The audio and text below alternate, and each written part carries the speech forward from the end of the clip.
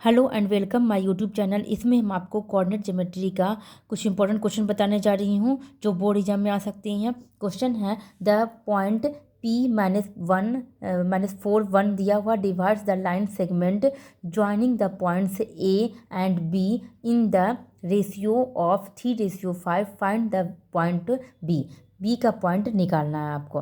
तो यहाँ पर आपका दिया हुआ है पॉइंट पी दिया हुआ है जो डिवाइड कर रहा है ए और बी लाइन सेगमेंट को जिसमें से ए का कोऑर्डिनेट दिया हुआ है, बी का कोऑर्डिनेट आपको निकालना है और रेशियो कितना दिया है 3:5। तो इसको हम इस टाइप से हम लोग इसको यहाँ पर बना सकते हैं। इस तरह से ये लाइन सेगमेंट है। यहाँ पर ए का पॉइंट दिया हुआ है 2-2 और बी का पॉइंट नहीं दिया हुआ जो आपको निकालना है एक्स और वाई। ठीक है, इसको हम लोग x2 और y2 भी लिख के बना सकते हैं। ठीक है, और यहाँ पर p पॉइंट डिवाइड कर रहा है कितना रेशियो में 3:5 में, मतलब यहाँ पर p पॉइंट है वो डिवाइड कर रहा है 3:5 में, 4 और 1 जो है। तो इसको देखिए जो हम डिवाइड जो हम लोग दिखाते हैं जैसे 3 है ये 5 है, इसको m1 और m2 मानते हैं और डिवाइड करता है जिस पॉइंट पर तो उसको हम लोग x और इसको y मानते हैं। ये फर्स्ट वाला जो है वो x होता है, ये y होता है, ये 1 दिया हुआ है।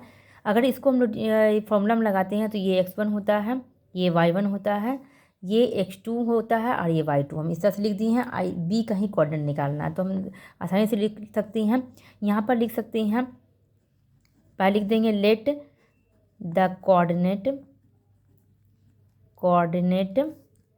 ऑफ b कितना हो जाएगा x1 x2 और y2 माने हैं यहाँ पर। ठीक है, तो यहाँ पर हम लोग फार्मूला में जाते हैं, सेक्शन फार्मूला का यूज करते हैं, यहाँ यूज करेंगे हम लोग। तो फिर सेक्शन फार्मूला कितना होता है, क्या होता है कि x इक्वल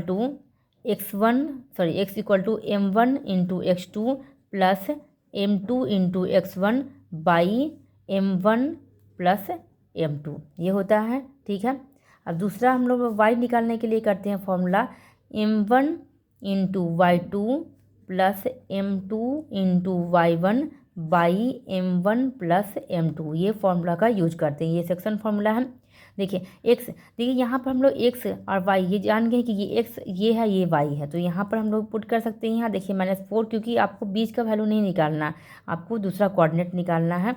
तो यहाँ पर m1 का वैल्यू कितना है, तो ये m1 हो जाएगा, ये m2 हो जाएगा। तो 3 x2 का वैल्यू x2 तो दिया हुआ नहीं है, प्लस m2 का वैल्यू 5 है और x1 का वैल्यू 2 है। यहाँ x1 का वैल्यू 2 है बाई m1 प्लस m2 में 3 प्लस 5।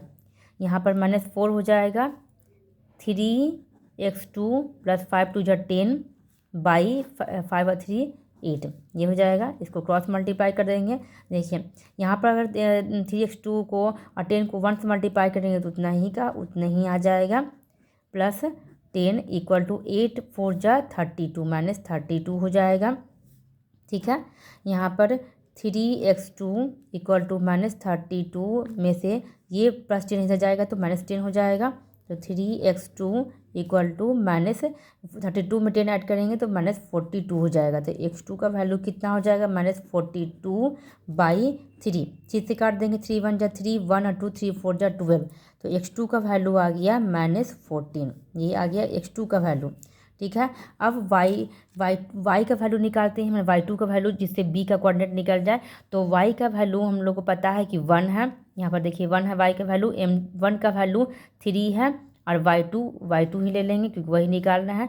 m2 का वैल्यू 5 है मल्टीप्लाई y1 का वैल्यू -2 है बाई है 3 प्लस 5। यहाँ पर 1 ही है तो 1 ले लेते हैं, यहाँ पर इक्वल टू हो जाएगा 3y2 प्लस और माइनस हो जाएगा 5 2 जा 10। ठीक है, बाई 5 और 3 8 हो जाएगा। इसको क्रॉस मल्टीप्लाई करते हैं इससे।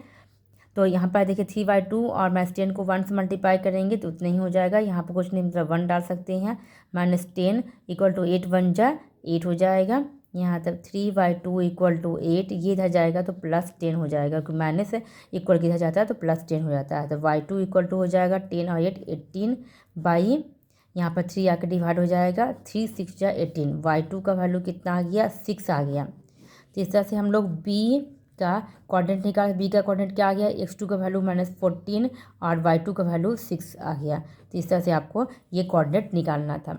आपको मेरी वीडियो अच्छी लगी तो please subscribe, like and share. Thank you.